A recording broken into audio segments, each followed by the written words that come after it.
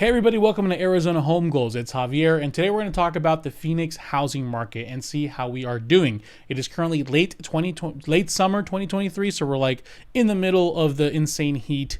Let's see if the market is heating up or cooling down. That's so cheesy. I'm so sorry. So first and foremost, let's talk about what we're going to focus on and what data we like to look at. First and foremost, we're going to focus on actual inventory, what's going on with the active properties, what's going on with the pending, what's going on with the solds, and that will give us a good indication of where we are. Like it's a good heartbeat, a good way to test the pressure, like the blood pressure of the housing market, if you will. After that, we're going to look at the price and the median and average prices of maybe specific zip codes and cities to get a good idea of if they're going up, down, just to kind of look at the data and see there. And of course, last but not least, we're going to look at other factors like what's the percentage of sellers paying closing costs, if the foreclosures are going up, stuff like that. Okay, so first and foremost, let's focus on active listings. Active listings on per week, on a weekly basis essentially. Here we see that there's different colored lines. This purple one is our current year. And what I like to look at 2020 and 2021 is because that's where we had a massive explosion of values, specifically here in Phoenix. Maybe it was later 2020, not necessarily the beginning of 2020, like around May, June, as we see here. So what's very interesting here is 2022, late 2022 especially, there was a decrease in values in the Phoenix area, right? That's when things started kind of slowing down, and for sure everybody was thinking the housing market was about to bust. And that was what we see of this large increase of weekly inventory count. But what's interesting here is that we're starting to approach that same inventory line that we were in 2021 and 2020 when things started really exploding in value. And this is a similar trend that we see throughout. Now, I'm going to pick a few cities here. Please know, when you agree to work with me and our initial home buyer consultation, I give you this, but not just like everything. I give it to your specific city, your specific home search. So if I don't hit your city today, know that you can always, there's 3 ways to get a hold of me. It's in the description. Reach out to me. We can schedule a consultation and get you going. So good year, a little bit of a different change here, but we're starting to kind of flatten out here. We're not exactly approaching these numbers, but we're still way below where we were when things started slowing down. Here we see a similar trend in Gilbert, but we're not exactly quite there. But there's different variations, but it's all in all the same picture. Chandler, let's pick up maybe Mesa. We can see there's not very many cities. Litchfield Park's a little different. It's a little smaller, but we get a good picture of what the active inventory is. So we currently, we're at 11,332 listings for sale currently.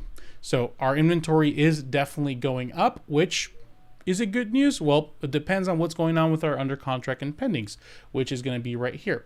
Now here's our listing under contract by year, but let's just focus on the actual number for now. Here we get a good idea of what the numbers are. We're currently at 7,323. Now we're not going to hyper focus in July yet because the July is not over yet. So it's going to show July like a sharp drop off because it's not done yet. It's still halfway. We only have half the numbers. But we are going to focus on like in June, which we can see here was like close to 8,000-ish around there. And we can see here. Now, once again, let's focus on 2020 and 2021.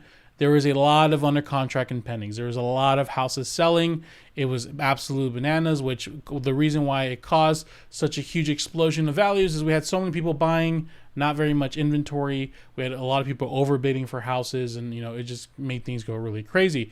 But as we can see here, our under contract and pending numbers are slowing down, and we're approaching more of that healthy. Now we can see the very normal pattern, the predictable pattern that we had here in Phoenix. We had a upsurge and around like summer was at March through June. It was like a huge increase. It would slow down. Same thing, March through June, it would slow down. So we had a very nice predictable pattern until COVID hit, and it was just absolutely insane. So the question is, are we back at that pattern, but at a lower level? If that is the case, that is good news. If this was super low, like there's no pending houses, nothing going on, I would be concerned. As a matter of fact, we can look back. Can we go back? That'd be super sweet. I don't think it lets us go that back. I want to see what the numbers were like in, like when the market crashed. Now we can look at the compared weekly, so we can get a good idea of what's going on throughout the years. We see here 2023 where it's that very similar trend, or we're kind of getting close to that pending number. Right, so in 2022, that's when the pending numbers started to really drop. There was less people buying houses. Inventory was increasing rapidly. Values were going up. 2021, things were absolutely insane. There's a lot of people buying. So there's at least one distinct difference there. Hey, inventory, it was is kind of getting close to that 2020 number, but that pending number, meaning houses that are going under contract, is we're not even close to that. So that's no indication that values are going to be ballooning up like they were before. If we look at our sales per month, we can see, once again, we're not focusing in July. The month's not done yet. We can see we're like around, move you over here. We're around, quarter to 6 to 7,000 ish, which we see here during the crazy time. The solds were high. The solds were near 10,000, really, really high. 2019, there's that predictable pattern of quarter two, quarter three, things were high, slow down. But here we see we're similar, we're close to that, but it seems like we're not really going to top at where 2019 was exactly. If we look at our sales per month and price range, oh, actually not here. Let's focus on sales per year over change. No, nothing really look at the sales data. So we're approximately at 6,000, 7,000. So if we focus on our months of supply, which is a reminder for those who do not know, months of supply indicates the rate at houses are selling at. So if you have, let's say a rough example, 5,000 houses selling and we have 10,000 houses on the market, we have 2 months of supply. Got it? So here we can see we are at a very, well, exactly the example I use, we're at about 2 of months of supply. So we know that because I think it was like, 7 or 8,000 pending sales and about, was it 12, 13,000, it was 11,000. No. Our sold was like 5 or 6K. And then our, we're not looking at pendings, and our active was like close to 11, 12. So we're about 2. And we look at 2021, 22 and how things insane were. We were less than a months of supply. We didn't have enough inventory to satisfy the demand. But the good news about all this is we are matching that demand that was when things were normal. Like we can see here, we had that big, this is the crazy part, is usually there wasn't spikes at the end of the year. But that's obviously with the COVID, the weird thing that happened with the market. But we can see here we're near the dips of the months of supply. We're near that. Now, of course, if it goes up, it probably is we're gonna see a dip down because we're approaching the end of the year when things starting to cool off a bit. But it seems like we're at a cool off period. And everything is telling us, hey, it seems like it's getting better. It seems like we're not necessarily crashing, but it seems like we are calming. So a lot of the mindset that I've had and a lot of buyers have had is like, hey, things are getting better now. Now's our time to strike. And everybody out there who is looking to buy, they're completely scared out of their mind. There's like this almost what I call they're looking to buy, but they're buying because they have to, not because they want to, right? And they're kind of freezing up. There's like this shell shock that they get out there. And I've seen this already multiple times. We go and start looking at houses. We see a really nice house. The initial thing is, oh, let's lowball it. Let's offer low on it.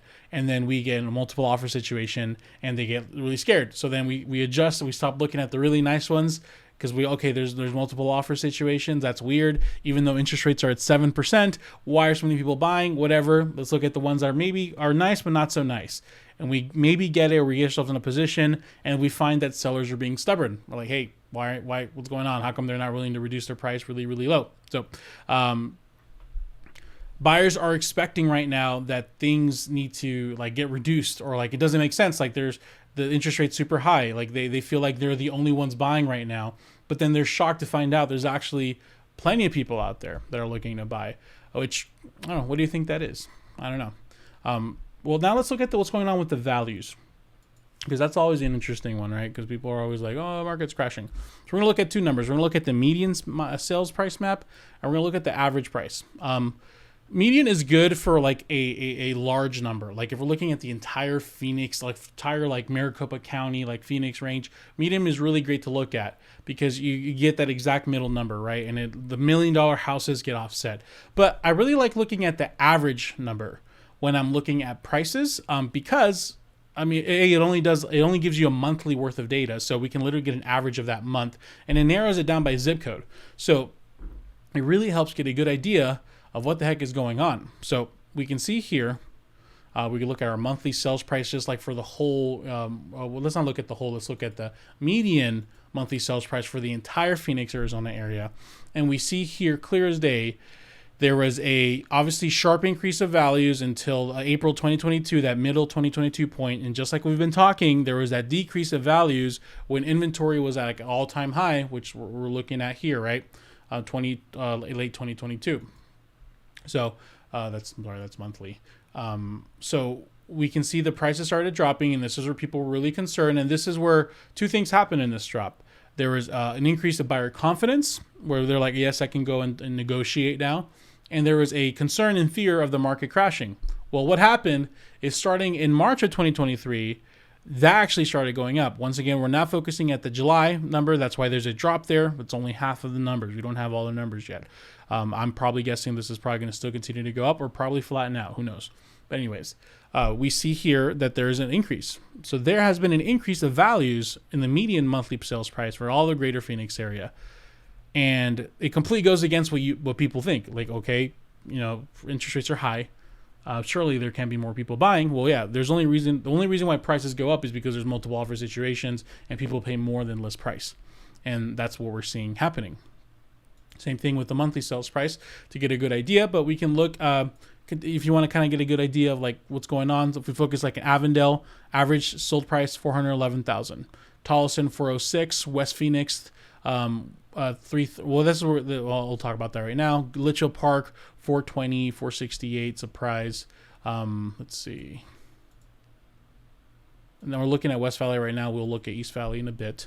440, 42. So for the West Valley, if you want to be west of the 10 into like the more suburban cities like Goodyear, Litchfield Park, all those, you're going to be in the 400s. If you're okay being in Phoenix a bit east of the I-10, then you're going to be in the 300s. Maybe not if you go into Glendale, maybe it goes a little more, but the older homes are tracking 300 range. The newer homes are tracking 400,000 range. Now, if we zoom out, we go see, of course, our Scottsdales are super high, but we're looking at North Scottsdale, 900, 729. There's been a lot of people I've been helping recently around South Scottsdale, which, let's see, can I zoom in here? So we see South Scottsdale here, 425, 580, 624. Chandler, where our monthly average is still about low 400s, which is good news, but it's that downtown Chandler area. Gilbert, we're in the blue, 600, 597, 560. So you're going to be in the mid 500s to 600 Gilbert. And surprisingly, Queen Creek used to be where you go if you want to live near Gilbert and pay cheap. That's not the case no more. Now you got to go to Santan and be in the low 400s. And I'm guessing with all the progress out there, Santan's going to be Florence soon. Santan's going to be expensive just as Queen Creek. And it's going to be Florence that's going to be a little up there. So we can see most of the East Valley's in the blue. The green areas are downtown Chandler. Levine is still in the low 400s. So essentially, I mean, if you really boil it down, if you want to go buy your standard first-time home in a suburban neighborhood, you're going to be in the 400s, low, mid 400s. If you want to go somewhere nicer, quote-unquote, Gilbert, Scottsdale, 500, 600, 700K range. And if you are like budget conscious and you're like, okay, I don't care really where I live, you're going to have to go in the inner city, Phoenix, Glendale, where the houses are older, where there's a lot of people going in there and maybe they're not comfortable yet, but there's a hope that, well, I don't know. It's kind of another topic for another video, right? The whole gentrification of these neighborhoods. But anywho, let's continue. So we're seeing prices go up. It's not looking like it's going to be that market that people are expecting of, oh, let's go get a good deal. Now, there's a lot of like talk on the news about foreclosures.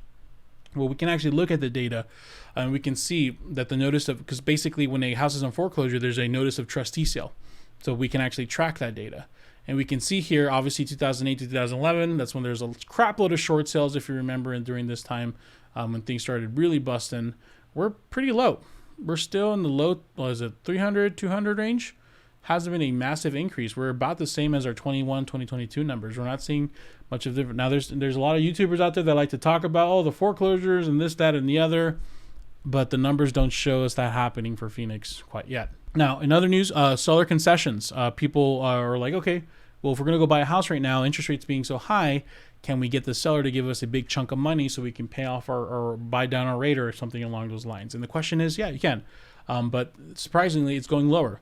So out of all the houses that are selling, currently there's only about 42% of houses paid a median concession amount of $8,000. Now we're looking at the whole market. We can really, and if once we schedule a consultation and you're ready to meet with me, we can boil down to your specific zip code. But general market, we're at 40%, which is actually dropping because when things really were great, great to get a good deal, quote unquote, when things were rocky, we're near 50% at a median concession of about 9,700. So here's the thing that I've realized. And of course, those concessions were super low during the whole craziness. When it feels rocky to buy and people are really concerned about the market, that's when it's a great time to really get a lot of incentives. When people are like, okay, I feel confident, let's go out there again, that's when you're probably gonna have more competition and the numbers go down. And we can see here that's clearly the case. We're not gonna pay too much attention to July, but even half of the month's numbers, we can already see it's very similar trend to June. So when it comes to time to get that deal, get concessions from the seller. Starting to kind of fumble my words a bit. You have a 40% chance of getting about $8,000. Now, of course, we can always look and deep dive into the specific zip code that you may be looking at. Basically, inventory is leveling out.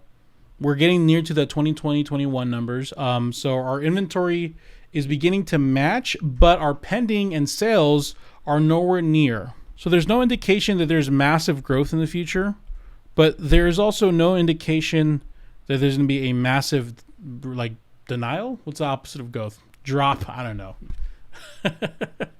My coffee's running out, as you can tell. So there's no indication of either or. There's no indication of you're going to buy a house and you're going to get a solid investment where you're going to make tons of money. But there's also no indication that you're going to lose a ton of money either. Prices are starting to go up a little bit. It might not be as favorable time for you to get concessions, but I mean, what I'm working with my buyers is, hey, let's not go look at all the brand new inventory. Let's not go look at all the shiny things that everybody fights for. If we maybe look at the 1 or 2 week old inventory, might be some nuggets there that we can find. So is it a good time to buy for Phoenix right now? Well, it's not. This whole idea of, is it a great time to buy or it's not a great time to buy? I don't think it's never true. It's always in the middle. It's always is it a good time for you? There's a lot of things that you can personally apply and ask yourself, is my credit in check?